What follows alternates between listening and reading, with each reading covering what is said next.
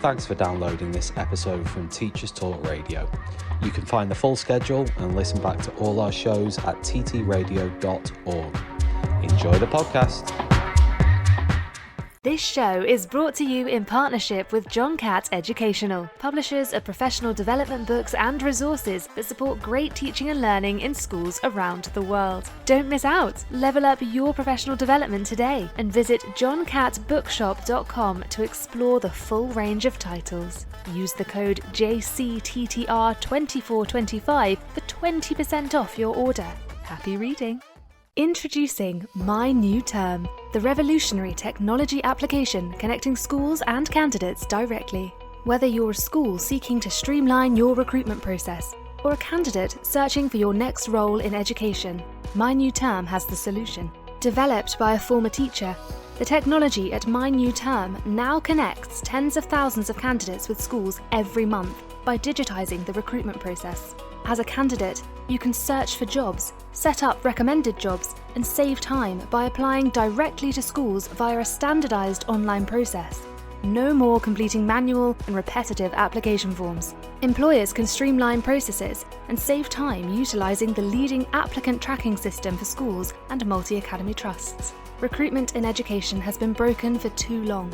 My New Term is on a mission to change just that. Visit mynewterm.com to learn more, search all the latest opportunities, or schedule a demo. My New Term, shaping the future of education recruitment. Hello, everybody. Welcome to Teachers Talk Radio. I am Jamie Clark, and this is the Saturday show, and we are live. We're streaming on multiple platforms as usual, which is LinkedIn, which is YouTube, which is X, and which is Facebook. So welcome, whichever platform you're joining us on today.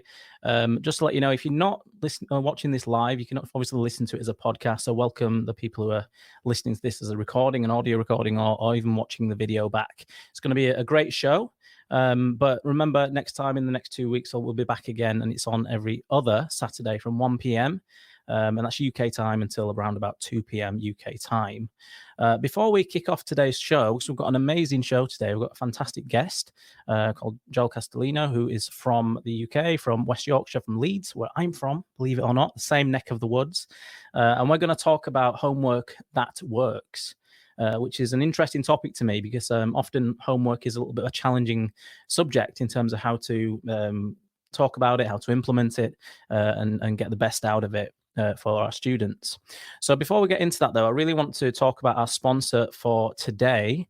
Our sponsor for today is John Catt. And John Catt, if you don't know who they essentially are probably the best publishers of professional development materials you can get.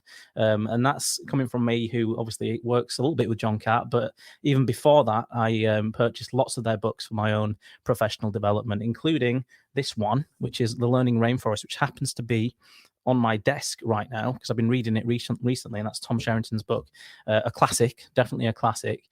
And more newer titles like walkthroughs and stuff are fantastic for professional development, and including my own book, which is Teaching One Pages, which I like to shamelessly plug at the beginning of my show. So please check it out if you haven't seen it already. So level up your professional development by visiting their website, which is johncattbookshop.com. That's johncattbookshop.com. It's on your screen now, and explore a full range of titles there. You can actually use the code JCTTR2425, and guess what? You can get 20%. That's 20% off your order. So really, really good deal there. Check it out, and I'll remind you of that a bit later. So let's get into the issue of homework. We've got an hour with Joe, the guru of homework today. Just want to say a little bit about Joe before I invite her into the virtual studio. Joe is a curriculum leader of science, and she's a secondary teacher in Leeds, in West Yorkshire. She holds a doctorate. She regularly writes about applying cognitive science to her teaching practice. And Joe is also the homework guru. So if you want to know anything about homework, you've come to the right place. You're listening, you're watching in the right place. She's written blogs, papers. She has an upcoming book as well, all about homework. So please, let's bring her into the studio. Hello. Hi, Jamie. Hi. How are you? I'm good, thank you. I hope you are, and everyone else listening as well. Thank you for having me today. Yeah, excellent. I mean, we have a live audience, so I just want to remind everyone as well that if you do have any questions, please comment and contribute and interact with us. Joe, I'm sure will be happy to answer any questions in this particular conversation today. And also maybe just give a shout out if you where you're watching around the world. It's always quite nice to see where people are watching from in the UK, or perhaps where they're watching from internationally as well. So feel free to contribute. So let's make a start then, Joe. Can you give us a bit of information about your background and yourself in education? Yeah, sure. You've already said a little bit about me. So I'm a secondary science teacher, and I'm currently the curriculum leader for science in a wonderful school in Wakefield. So that's Trinity Academy Cathedral. Before that, I worked at a wonderful school in Leeds, and the great thing about that school was I had the opportunity to lead on homework there, which is where a lot of my thinking around homework started to develop as well. Before I got into teaching, I was a researcher and had nothing to do with homework. I had to do with epigenetics, in fact. And that was fascinating in its own right. But I do love education and I do love talking about homework. So thank you again for giving me a chance to talk about it in the summer. Oh, yes. It's the first week of your holidays, isn't it? Yay! Yes. Yeah, I was back to work straight away talking about homework. But no, thanks for joining us. What were your experiences as a child with homework? Because I know mine was a little bit varied. When I used to get homework, firstly, I hated it as a child. But secondly, I often found in personal experiences that the homework that was set was often just kind of like finishing off tasks, and it wasn't as worthwhile as it should have been. So what was your experience as a child with homework? Well, initially, I think I actually liked it because my family had this way of like talking about schoolwork. We used to get home and talk about what we'd learned. We used to go on family walks. I remember telling my dad, "Oh, this is what I learned," and so it was all about like, what have you learned? How can we develop it? What practice do you need to do? But then as I grew older, my relationship with homework completely deteriorated because well, things got harder, obviously. There were everything was higher stakes. Our Indian exams, which is very much our GCSE equivalent exams, were really, really high stakes. Like you are aiming for 100%, and so homework suddenly took on almost like a sinister tone towards it. And I remember also having teachers who set tons of homework, like lots and lots of homework, expected us to do it. They wouldn't really mark it or give us any feedback on it, but they would check that we were doing it. And there was the one time I remember I did not finish my homework. I did do it, but I didn't finish it, mostly because I didn't know how to. I struggled. And I remember this so well that I was asked to stand for the rest of the lesson the next time I got back to school. And, that feeling of humiliation, that feeling of failure, you didn't finish this work that someone had set to you, because I couldn't do it, because I really genuinely struggled and I was so scared to ask for help. And we never got any anyway, no feedback. And so, my views on homework, I understand how people feel about it, because I felt it too. And I've seen it myself and experienced it myself. I've experienced the nice side of it, where it was, oh, this is excellent. I can talk about learning and I can develop my ideas. And this is really motivating. And then I've also experienced the humiliating side of it. So I do understand that there are these differing views, and lots of people will have these different views as well. Yeah. So as a child, varied as well, like you. Okay. And probably it's a cultural difference as well. I mean, there'd be some difference as well in from where you grew up to obviously the students you teach now. But how did you develop an interest in homework as a teacher? Because you said you were a homework lead, and I've never heard of that before.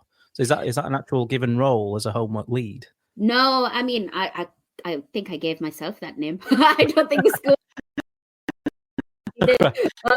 But what happened was I went to the school, the SLT, and I said that we did need to do something on homework. So I actually went for a role, and instead of getting that role, my SLT were amazing, because they said, we'll give you a TLR and you could start to work on homework with the other curriculum leaders. I wasn't a curriculum leader at that point.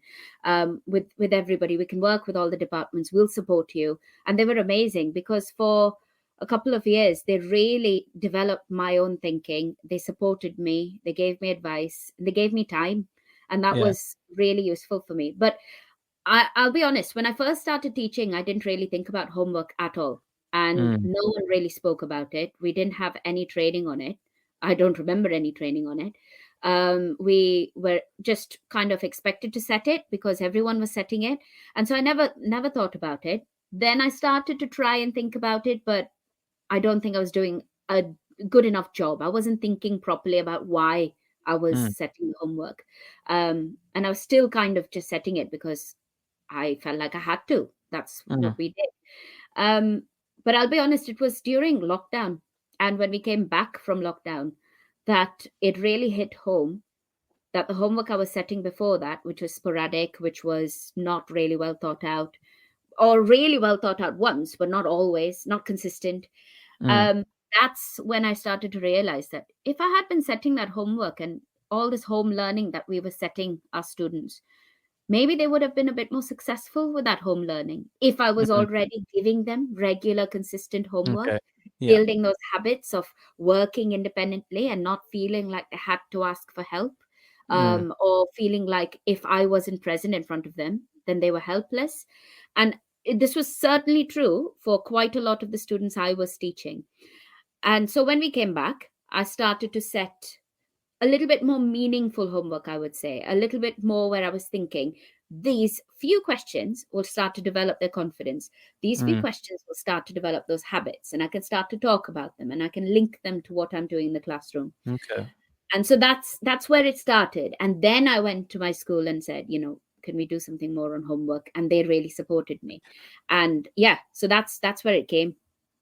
That's really that's a good place to start, isn't it? Building that culture and having support from a leadership team who really want to, push the momentum with a certain initiative. And homework's really important, but often people don't know where to start. So it's great that you were given that actual task and specific TLR to do that. Yeah. Someone just said, Paul Foster, for me in primary, homework is a consistent battle. Dismissed by many, many parents, find it a regular headache. I think we might come on to that later, but just want to quickly just answer that question or comment on Paul's Yeah. statement. Happy to. You mentioned that I've got a book, and I did research quite a lot about homework and why it works or how it would work. And I'll admit the research on homework in primary is not robust whatsoever. And it's really difficult because there's not, I don't know, the research is not conclusive whatsoever. But as a parent of primary school children, all I think is important is doing small tasks such as reading, which I know lots of schools do. Maybe spelling, like my older son, he does a bit of spelling, and a bit of writing practice, but that's it. We don't really do anything else, and we're not given anything else. And I think that's quite useful because we've noticed that when we don't do that at home, then the kids struggle in school. But in primary, homework is one of those things where it really is difficult because the research isn't very strong on it. And you just need to think about what is it that you are trying to achieve. There's something more, I think he's just said. For me in primary, homework is a constant. Oh, no, it's the same thing. Yeah, he said, I'm torn between asking the burden for the burden to be scrapped against the need for children to have the extra time needed to consolidate learning. Yeah, it's really hard because it does depend on the context as well. It does depend on the students that you've got and how much support can be given to them as well, how much time they need to do these types of tasks. And again, I'm going to also bring here a little other point that I think we have to make. Homework is not one of those things that needs to take hours and hours for students, even at secondary. I'm fully against that. I've read enough about this that I don't think hours of homework is actually on balance useful or helpful. My son plays football and he does it quite a lot. I mean, he trains 3 times a week in school weeks as well as the weekends, and it's quite a big thing for him, and he's doing really well in it, and we'll happily support that. And I know that lots of parents have kids who do other extracurricular activities as well, who might not have the time to sit down and do lots and lots of homework. So there needs to be a balance. In the research, giving more homework is good, but then if you think about all the other things that kids need to do, then it's not so good. So there's that balance that we need to maintain somehow. Yeah. And that does depend on the context of your school and the children that you're teaching. Yeah, you don't want to overload them either, do you? But this kind of ties No. into my question, my original question, which was, what are your beliefs about the purpose of homework? Why should we set homework? Because it might tie into a little bit of what you just said there. Yeah. I think the thing is, we know a lot about learning. We speak about cognitive science. We speak about retrieval practice. We speak about all of these wonderful strategies that we can employ in the classroom. And we have lots of training on it as well. Most Mm, of the CPD that we have these days is focused on how we can get our students to attend to what we are teaching them, how we can get them to overcome any barriers by themselves, how we can help them to remember things and link things and make meaning. And all of yeah. that is amazing and absolutely perfect. That is what we should all be doing. So when it comes to homework, we can apply some of those principles there as well. We can think about what is it that we want to achieve in the classroom and how can homework tie into that, because Mm, homework is not a separate thing. It's not an add-on. Now, mm, the EEF has obviously done a really good synthesis of the research and has looked into what makes good homework and what is the evidence strength behind it as well. And they admit that it is quite weak. The evidence is mm, not as robust as we'd like it to be. But I think there are certain papers out there that give us an insight into the types of effective homework we can set and how we can make it more meaningful. mm. But what they do say is that when homework is kind of like a bolt on or some kind of extra thing that you're setting, then it doesn't have as much impact as if it is part of the learning that happens in the classroom. So the first thing that we do is not really think about why we're setting the homework, is think about what is it that we're trying to achieve in the classroom first. And Okay. then homework is a part of that, is an extension of that. And then for me, for example, in science, I find it really useful to set spaced retrieval practice for homework, at least Okay. initially for most of my students.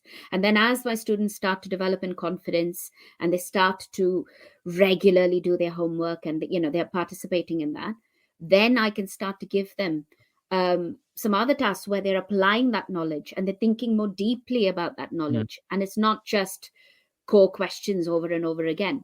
So it's it's a fine balance, and it does depend on the students you are teaching as well. But the purpose of homework is very much linked to what you do in the classroom and what the purpose of the learning that happens in the classroom is. And yeah. once you have that, that's when you start to think about the homework you are setting. It's Yeah. not a separate thing. Yeah. So drawing on those research elements, then you think you'd definitely introduce retrieval as like a quizzing strategy. Was that something that you'd implement, and then more practice questions and things like that on a practical level? Are they the kind of things you do in science, perhaps?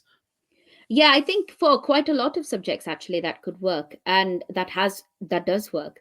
But I think also it's very important to consider another aspect of this. When we are teaching in the classroom, we're literally there to support our students Yeah. if they're stuck on something, if we're asking them to think and link different bits of knowledge together.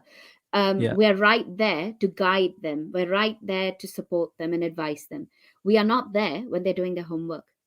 So, obviously, in an ideal world, you would give them a task where they're really thinking deeply about everything and, they are applying their knowledge more regularly. Of course, you Yeah. want them to have meaningful, deeper thinking of what they're learning. And Yeah. that's kind of what I was doing when I used to go on my family walks and talk about what I'd done during the day with my dad, because I used to talk about these things and kind of try and see the outside world through that lens as well, which is amazing. Yeah. But you can't control that when you set homework, because you're not there to Yeah. support or guide them or steer them in the right direction. And Yeah. that's why I think when it comes to homework, it's more about trying to build those small habits, trying to build those that independence as well. You're trying to get students to see that you can actually sit there and do something and succeed at it, and you will know you're successful at it because Yeah. it's straightforward and it's something you've practiced in the classroom as well. It's Yeah. not something new, it's not something different. This is kind of why things like a research task or a poster for Mm. homework doesn't work really, because they're too open ended and they're Yeah. too like there is no guidance. I mean, yes, you can give them guidance. Of course you can. And I've done that before. I've given them success criteria, or I've given them what a good one should look like, all the waggles and all of that. Mhm. But the problem with it is you can't control how much thinking goes into it. Now, you might argue you can't control how much thinking goes into the questions you're setting either, the retrieval Yep. practice you're setting, because students might just copy that. They might just cheat and get the answers from somewhere. But that's why I say the first thing that you do is think about the learning in the classroom and then link that homework in. Because if you are setting similar things, you can Yeah. talk about it in the classroom as well. A lot of people, like to set those creative tasks, don't they, for homework as well, especially perhaps in primary school. Yeah. And I know I've spoken about this 2 weeks ago with Dr. Nathaniel Swain as well, the idea of Mode A and Mode B teaching that Tom Sherrington mentions. Mode A being, instructional practices, like explicit modeling and practice and things like that. Whereas Mode B is more, discovery based activities and whatnot, and creating things. So I guess if we had to summarize what you just said, these principles of homework do rest in those Mode A practices, don't they, in terms of retrieval and linking it explicitly to the classroom practice to do rehearsal and to build schema. So what we'll come on to shortly is how to do that, in terms of how to implement and design effective homework. I really want to get to that a little bit later, but let's just jump into the idea of teacher CPD on homework. And because when I was training to be a teacher, it was a long time ago-ish now, it was 2009, I didn't learn anything about, cognitive science. I didn't really touch upon homework. I didn't really know what made effective homework and how to set it when I started at my school. So basically, do you think it should be included in teacher training programs, something like homework? Because people just can pass it off, don't they? It's not always a well-considered topic. So do you think it's something that we should be speaking to our trainee teachers about? Yeah, absolutely. I think because we're talking about learning in the classroom, and because, in my opinion, homework is part of that, then yes, as an extension, you do need to talk about homework as well, and what makes homework effective, what practices make it more effective as well. Because then what we're doing is we're falling into that trap again of what I experienced, and no doubt you've experienced, where we just focus on what happens in the classroom. Then you get a job in a school and you're expected to set homework. What do you do then? And there are some schools where, the parents expect it and they will look into it and they will comment on it as well. And then there are others where maybe that's not so important. So it does depend, I guess, where you work. But it is something that is generally expected to be set. People just do it. And so if you don't train teachers with this, and if you don't talk about this, then how will they know what to do? How will they know what is most, unless they discover it for themselves, which a lot of teachers did. Lots of teachers I know do set amazing homework. But how did they find out about it? Because trial and error. They just did it themselves somehow, or someone happened to tell them. But it wasn't, what's the word? It wasn't like a formal thing. It just happened. And so, yeah, I definitely think that teachers should be trained on homework. So there's this question I ask whenever I do a session on homework. So when I do a presentation or something like that, I ask the audience, how many of you have ever had any CPD on homework? And usually there was only once where there were about 5 teachers who put their hand up. And I don't know if they were all in the same school, to be honest, but usually no one really puts their hand up because we don't have that. I mean, the school I work in now, my previous school as well, we have had that, and that's excellent. But it is currently, I feel like, in the minority. I think there are more. Sorry. Sorry to interrupt. What would you do if you had to run a CPD session for teachers? What kind of things would you deliver to your school? So I think the main thing is, first of all, talk about what is the purpose of the learning sequence that you are doing, and then think about how the homework that you are setting fits into that you're doing in the classroom. So it depends on different subjects. For example, in art, I know this because I've spoken to the art teachers at my schools, and for them sometimes the issue is that students are not practicing a certain skill, or it might be that they're not recalling certain things, certain sequences that they absolutely need to know before they can move on to the next thing. In science, for example, there's so much core knowledge that they do need to know before they can build on it. You can't build on it unless that foundation is solid. Maths is similar as well. In English, there are certain things that students just need to know. So it's first of all is to know your subject really well. And I think that's subject specific training that needs to happen. And then once that happens, knowing how you can teach students that knowledge in the classroom, and then what purpose that homework is going to serve to augment that teaching in the classroom. So in some cases, it might be practicing a skill. In some cases, it might be doing lots of retrieval practice. In some cases, it might actually be, okay, your retrieval practice is sound. We've done lots of that already. Now we need to apply it. So when you are talking about teacher training as well, I think it's difficult because it changes. Homework changes throughout your time with your students as well. Sometimes it changes really quickly. Sometimes it takes the whole year. And it does depend on who you are teaching. And so that's the kind of training you would do to work out when do you change the type of homework you are setting. Now, I know that some teachers like to pre-plan their homework, for instance, and they will set it all beforehand and then they will set it throughout the year. But in my opinion, and from the research I've read and my own experience as well, I don't think that would work effectively. And it does depend. It does depend on why they're doing that as well. So if they're setting it because there are issues with, maybe there are many non-specialists teaching the subject, maybe students really struggle with just having that habit of doing the homework. First of all, is to work out why you need to do that. If there is no actual reason for pre-planning that homework, then the most powerful thing you can do is to be responsive with that homework. And so that's something else you can train teachers with. How can you use the data you are getting from the homework to inform your teaching in the classroom? How can you use the data you've got from the classroom to inform the homework you are setting? And so there's no like a very neat principle that I can give you, because it's not so neat as that. It is complicated and it is hard to get right. And I know that sometimes people say, well, why bother then? Why are we doing it? But go on, sorry. No, I was just gonna comment on what you were saying about, it being like a responsive process, because I know that, there's a big thing about responsive teaching now, but this is almost like a safety net, isn't it? You can almost, if you set homework, it might confirm and validate what you already saw in class. As being a responsive teacher, you might, kind of confirm through the data that you need to adjust your teaching in some way. So it's kind of an extra safety net, I think, in that sense. But we're moving into the realm now of designing effective homework, I think, aren't we?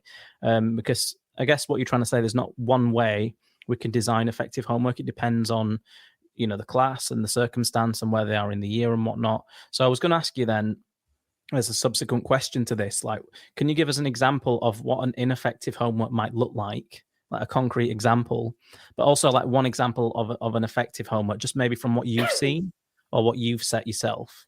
Oh, there are so many from what I've set myself. Okay, so a nice, simple, ineffective homework. Now, I've spoken about retrieval practice quite a bit.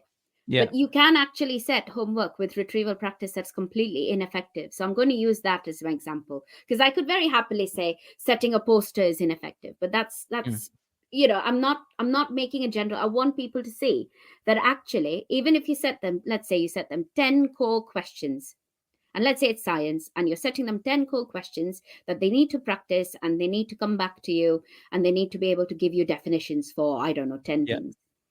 But if you're setting that homework to a class, and it could be two different aspects here, okay? You could be setting it to a class that don't even really know what the words mean. Maybe they missed the lessons where you taught them those words. Maybe they are meaningless, completely meaningless words to them. You're asking them to memorize these words and come back. That's completely ineffective. How is that going to help them? It's not going to help them at all. And it's such a waste of their time. Some of them might not even bother. Why would they? I wouldn't. We'll come to that later. But then you go to the other side of it, and you could be giving that homework to a student who knows them really, really well. Like they've done that work already. Why are you getting the same questions over and over again? So now they're doing the homework without thinking about it. They are doing it as going through the motions. They're just doing it because they don't want to get detention or some kind of sanction. So that's ineffective too. So you could have those 10 core questions and give it to a class where actually they were in the lessons and they've not quite mastered them. And now suddenly those same questions are effective.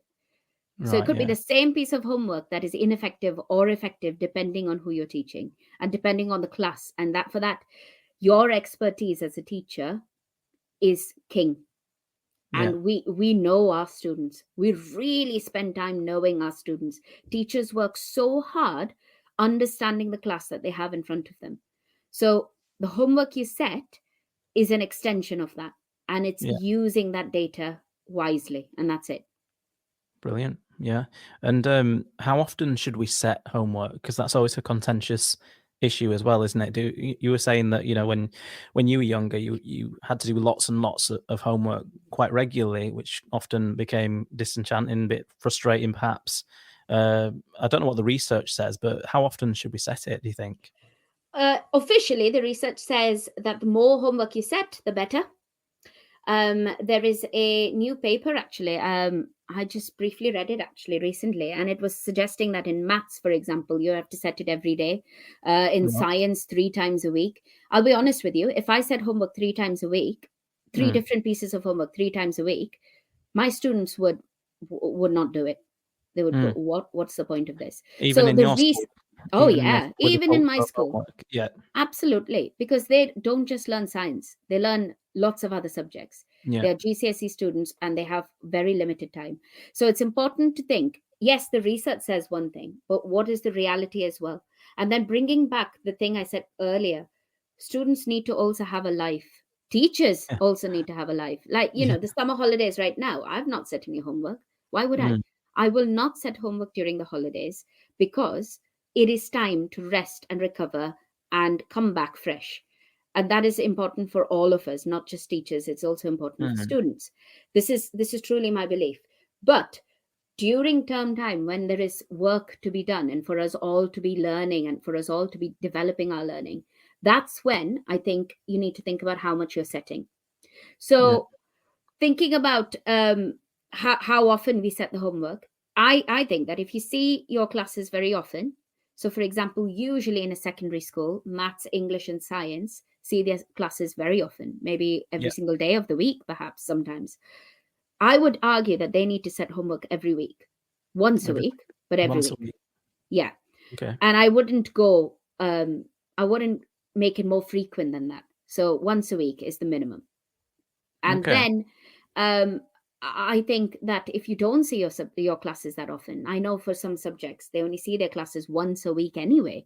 I wouldn't expect them to set homework every single week. I would think maybe once every fortnight. Whatever it is, it needs to be regular and it needs to be, in my opinion, the same day each time.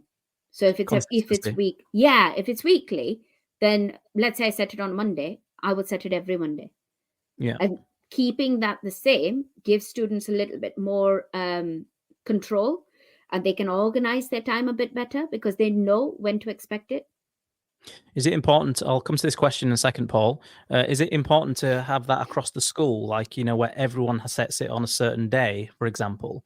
Like English might have a Monday or science might have a, you know, Wednesday or whatever, because it kind of skips to another question I was going to ask you, which was, do these types of timetables and schedules work?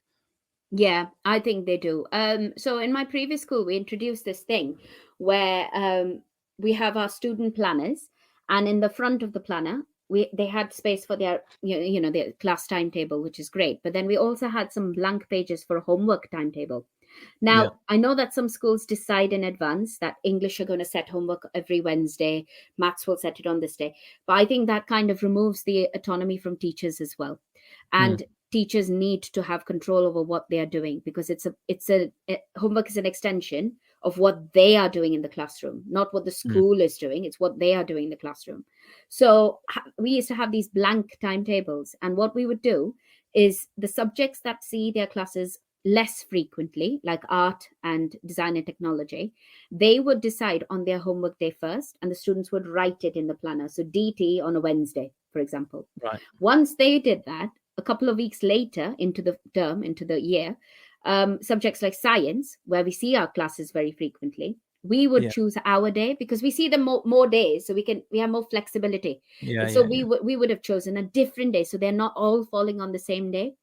And so Okay. that's how we kind of spaced it out, so that not all subjects are setting homework on the same day, but students know when to expect that homework as well. And it gives them control over how they organize their time. And I think that worked really well. Yeah, and it's also good to have someone coordinating it like yourself as well, which is, really powerful if you can lead that initiative. All right, Yeah. we'll go to Paul's question finally. So Paul said, just an idea, how would you feel if subject-specific homework was changed to life skills homework? For example, sending an email, making a meal, cleaning a bathroom, more a primary thing maybe. I mean, if my kids were given cleaning a bathroom, I'm not sure I trust them. I'll be honest with you.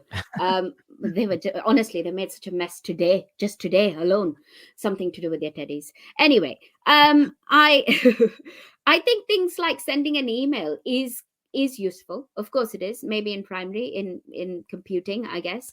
But when it comes to other skills, I'm not so sure that's as helpful, because homework, if that's the homework you're setting, how is that really extending what they're doing in the classroom? Because I think that's when it's powerful.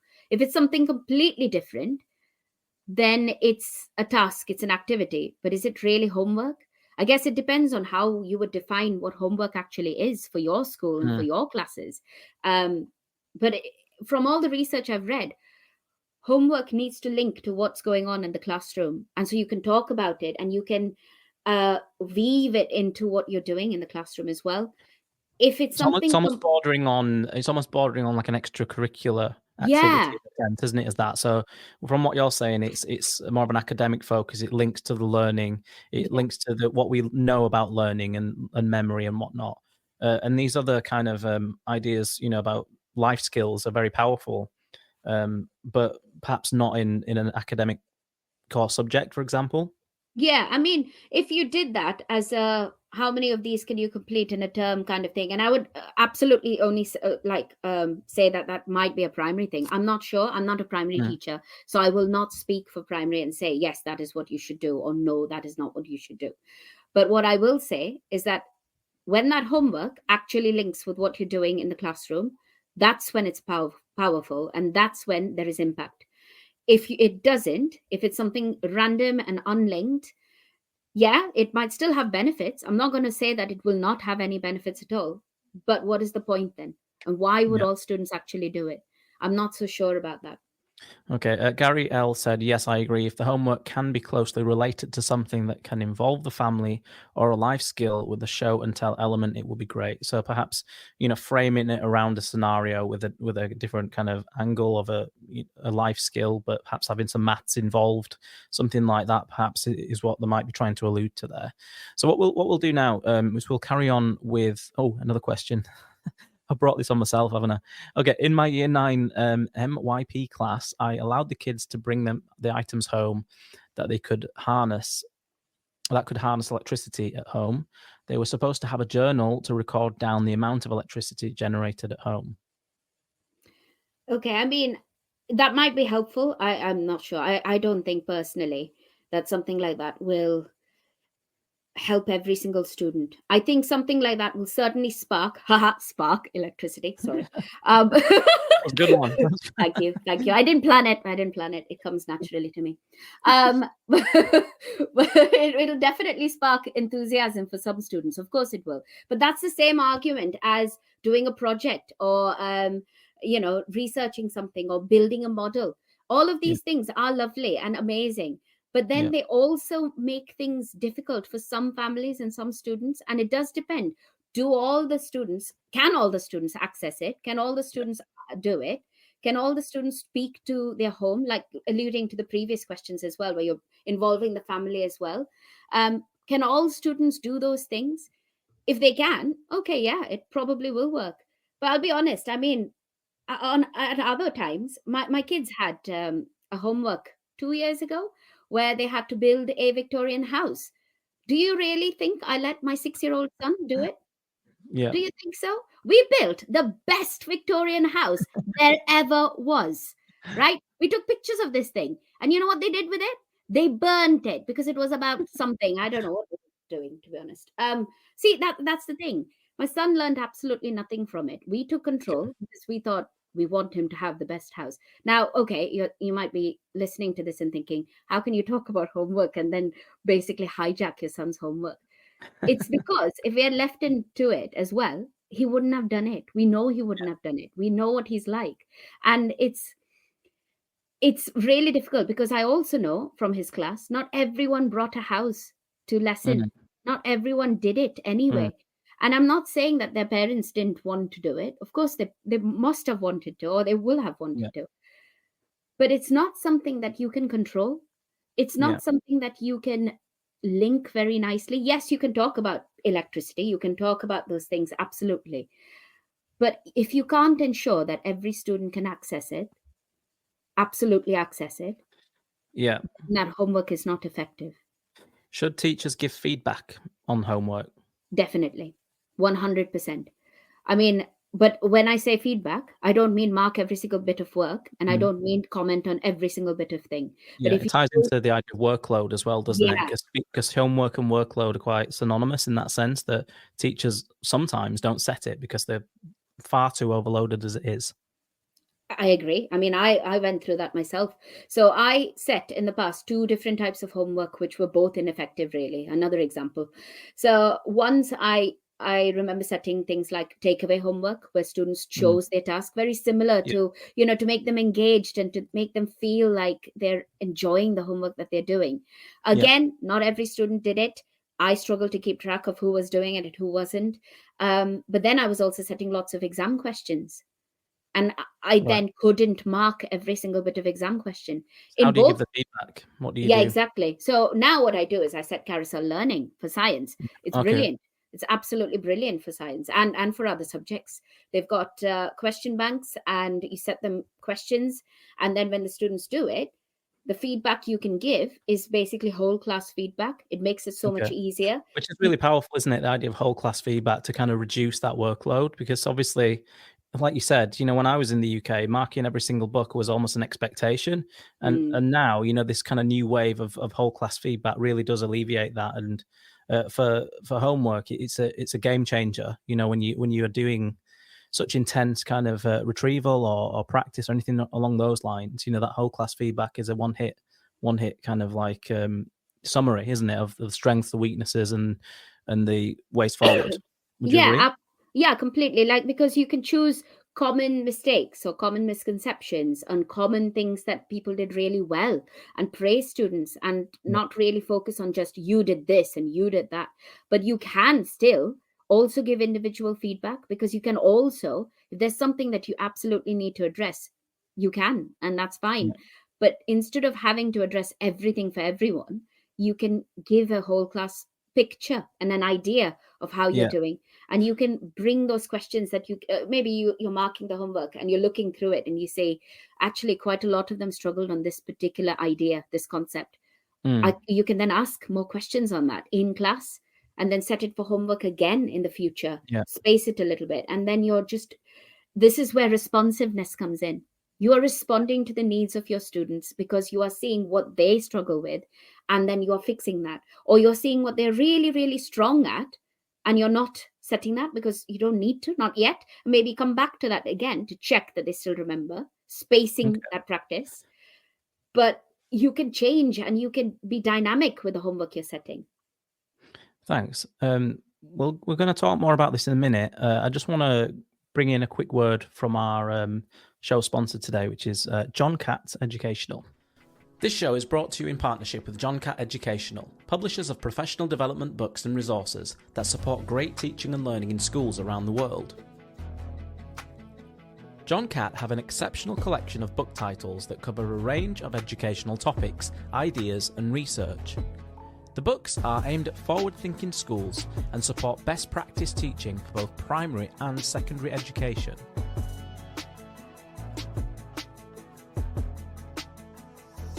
Level up your professional development today and visit johncattbookshop.com to explore the full range of titles. Use the code JCTTR2425 for 20% off your order.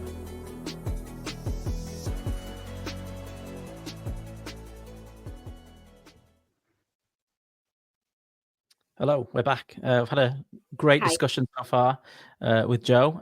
We're going to move into a little bit more on supporting students now with homework. But first, I really want to ask this, Jo. And the question was, what do you do if students don't do homework? So this all sounds great, getting them to link it to the lesson and doing the practice retrieval and whatnot, and making it as meaningful as possible. But what do we do if students just don't do it? Yeah, good question, because it is hard. And I'm not going to sit here and say that every single one of my students always does their homework, but I do definitely get quite a few of them on board. And it's becoming the norm in the classroom. The norm in that classroom changes as well. So there are a few things that we can do. One is changing that or modifying the culture of not just the classroom, but the school as well. How people talk about homework in the school matters. Yeah. If you have anybody in that school talking about homework as though it's something that is excessive or something that doesn't work, then that will be picked up on, and there will be students influenced by that as well. And it's not just within the school, it's also parents that we need to be talking to, and we need to be involving as well.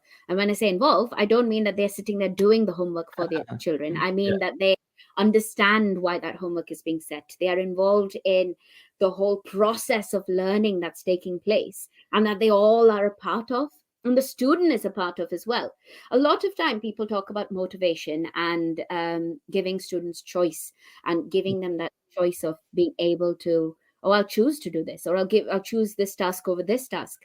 But that's not how the choice works, really, because they're not mature enough, I would say, in most cases, to accurately choose what is best for them. We know this from the research we see on revision and strategies that students employ. Students will highlight and underline over quizzing themselves, because it feels like they're learning and feels like they know stuff. Yeah. And there's an immediate almost gratification that there's something is happening. So it's about giving students a choice over their learning, in that they know what the purpose of this homework is. So the first step really is not about why are they not doing it, is how can we change the way we all speak about homework, and how can we ensure that there is a big culture around homework. Now, again, I don't mean that we all just randomly talk about homework, or there are random posters around the school. I mean that it is genuinely a part of the learning in the classroom. I keep saying this, but I genuinely mean that. Like, what you're doing in the classroom is linked to what you're giving them for homework, and linked back. And so if you keep saying that and showing students how that links, then that becomes a part of the culture in the classroom and the school. But then let's say you've done all this and you're setting the homework. You've thought really well about the task you're setting. You've thought about how regularly you're setting it. You thought about how long the task should be. They're not hours and hours long. For example, I don't tend to set homework that's more than 20 minutes, eventually maybe 30 minutes, but that's it. Because I think I want students to put that effort in every time, and I want them to build habits. So I ensure that it's manageable.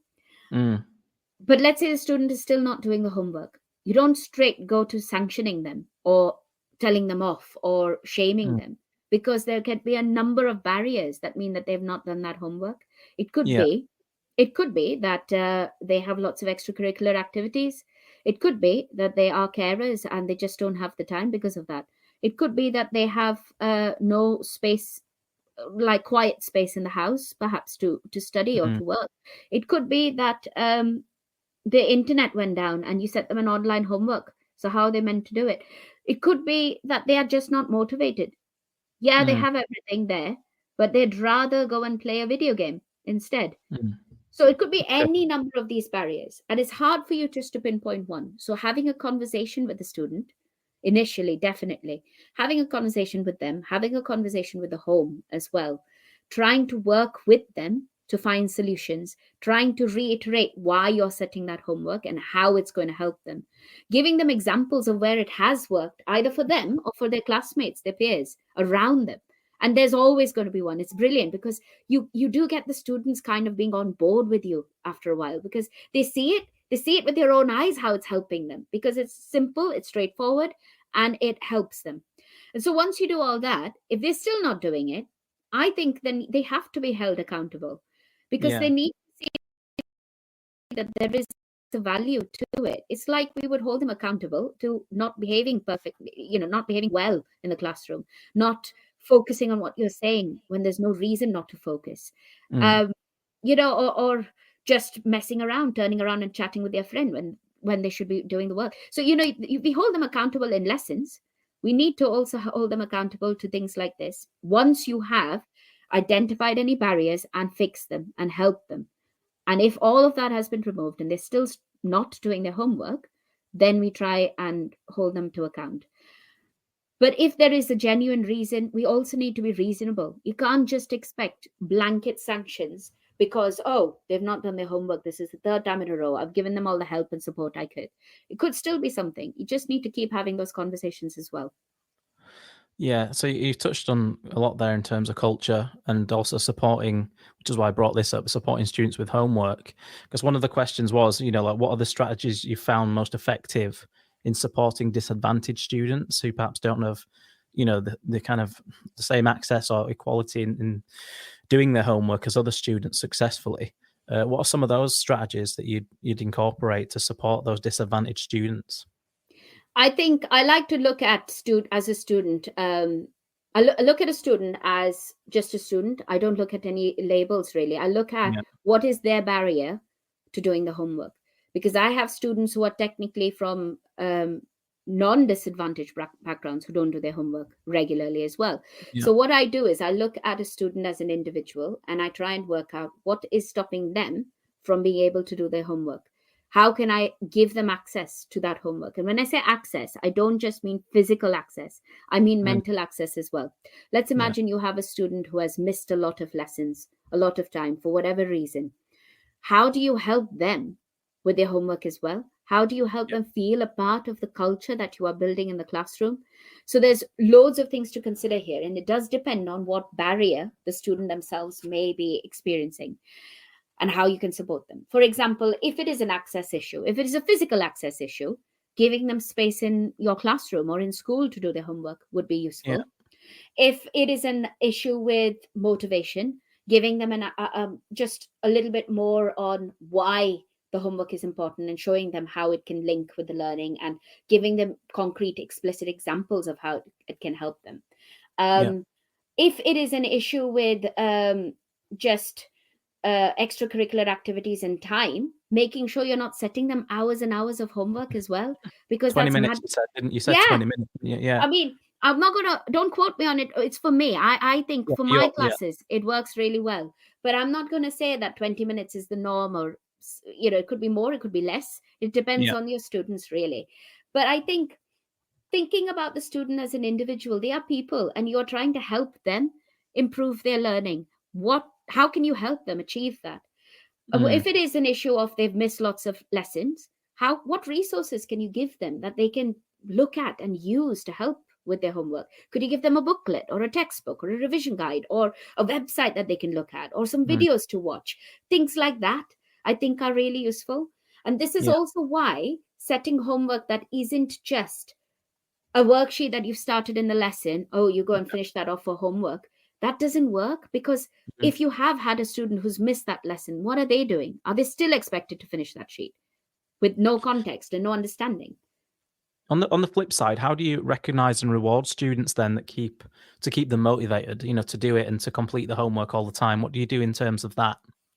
Yeah, I just praise and talk about it a lot. Yeah. Like just say things like, you were able to do this because of that homework you did last week or 2 weeks ago. And look how confident you are about this now. And honestly, you start to see them beaming, and it's genuine. It should be genuine. I'm not saying praise for the sake of it. Only praise if it is genuine, of course. But be specific with that praise too. Be pinpoint exactly what you have noticed about a student and find something that you can pinpoint for those students who struggle, especially with their motivation. But it does depend on your school. Like my school, we have achievement points, for example. You can give that too. But definitely trying to make them feel that it's intrinsic motivation. You want them to feel like what they're doing is helping them, because it is. And when they experience success as Yeah. well, it's more motivating, isn't it? So, Absolutely. once the ball's rolling, I guess, it can grow and grow, can't it? That idea of being more and more motivated. Yeah, absolutely. And lots of times when I start to talk about homework, you always have people groan, don't you? Like even here, even when I say, "Oh, I've written a book on homework," really, homework? So I mean, honestly, I sometimes I stop myself and I think, a few years ago, I would never have thought that I would be the person talking about homework, because I used to hate it so much. And like I say, the thoughts of humiliation are still so vivid in my head. And it's like, oh, why are you talking about homework? But it is motivating. And it is, if it is done well, and if you're thinking about it properly, and if you're not going overboard with it for the sake of it. And you are showing students that you can do this now. Look how far you've come. And the reason you've come this far is because you worked hard in the lessons. Of course you have. But it's also because of what you've done at home yourself, without me standing in front of you. How amazing is that? I can see how this ties into, building independent learners and building fluency and all the things that, I've been learning about personally with cognitive science and metacognition and things. It does develop, students' internal monologue, internal voice as well, doesn't it? Once they breed success, they can talk to themselves about what led them to that and how to do it again better. So I can see how it all is grounded in this research that you've obviously done a lot of study on. Well, you touched quickly on. I was just going to go to culture, because you did mention culture before, and I've got a couple of questions around this before we finish. And I think you might have kind of answered this a little bit, but what makes a strong school culture for effective homework practices? What's one thing we need to do first in terms of like developing and building this culture? Okay, so the first thing is actually nothing to do with homework. It has to do with attitudes and behavior for learning. It has to do with how everyone in the school thinks of learning, of how they view learning itself. And that happens first in the school, that happens first with the home, and it happens in the classroom. And once that has been developed and everyone really truly values what is happening in terms of learning, this is why we learn these things, this is why we have our lessons like this, then you start setting that homework, and then you start talking about homework in the exact same way. So it's not about something separate. It's genuinely part of what you're doing in a school.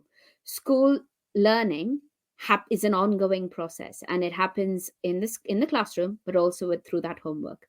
And even if it's nothing new in the homework, even if it's something that you're just practicing, which is mainly what I said, then that is still part of it, because that's building mastery and it's building confidence and fluency, as you said. And then you come back to the classroom and you build on it again. So the first thing needs to be everyone's attitude to learning itself, and then you can start to talk about homework itself. Does that come from like the principal, the head teacher, that core leadership team, do you think, or can it be inspired by individual teachers? I think both. It's everyone. Everyone has to be on board with the idea of what the learning is and why we're doing it.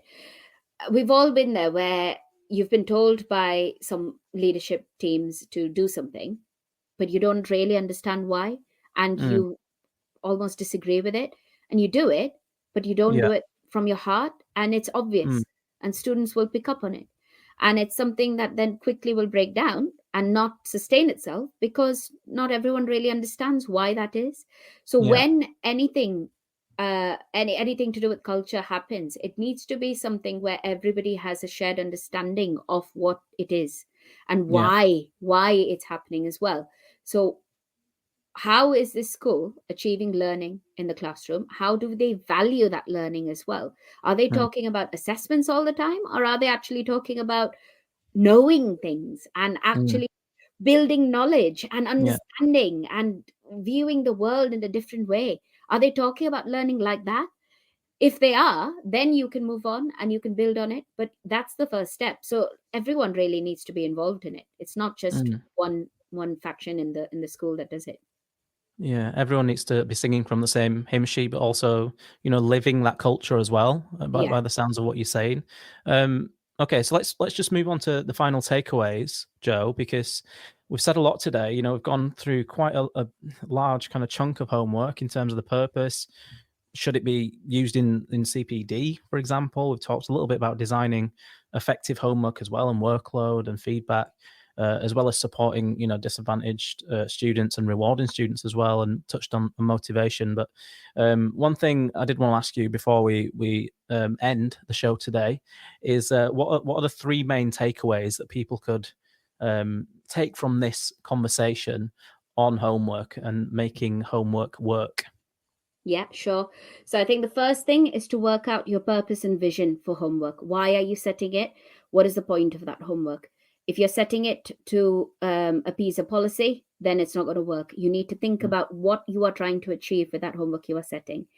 Once you've done that, then think about how your students can physically and mentally access that homework as well.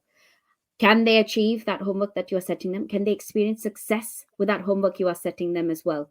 And then the final thing I would say is, how can you be responsive to that homework that you are setting? How do you use the data from the homework? How do you use the data from your classroom to inform homework as well? How do you link the two things together? So I think those are the three main things that would make homework effective and would make it work as well. Beautiful. That's a lovely message as well. Lovely message to end on. I think it ties it all together really well. Joe, thanks for being on Teachers Talk Radio on the Saturday Show Live. Is there anything else you want to add up to what you've said about homework and any kind of other takeaways? No, I think there's obviously so much more to homework. I can't really speak about everything in an hour. There's lots of things, and I want to say thank you as well to those questions. They are really important questions, especially the ones on primary teaching. I think it's important for us to think about what will help your students particularly as well. So I think it was important to have those discussions. And I'm not saying I've given my complete answers to everything, so I'm happy to discuss this further. But I have written lots in my book as well. And, I'm happy to discuss this with anyone at any point, really. But there is a lot to discuss and there is a lot to think about. But it is linked to what you do in the classroom. And I hope that you found this all useful. But thank you so much for having me today. Well, thanks for being on, and you can find Jo on X on social media as well, and she's more than happy to interact and follow and whatnot for any conversations about homework. So thanks again. This time in 2 weeks, I'll be back for another show on the Saturday Show Live. I just want to thank Jo again before we say bye-bye. And yes, tune in 2 weeks' time, where we'll have another guest. We'll have another great conversation, a deep conversation about another topic in teaching. So please join us again, and see you then. Oh, I've always wanted to do this. So one thing. Where is it? That. All right. See ya. Amazing. Outstanding and world-class vision and world-class this. I'm a real leadership geek, honestly. I've spent my whole career reading books and chatting to people. I just find the whole thing and the announcement, the way it's been announced, bizarre. If you could move away from a model where teachers are so intensely focused.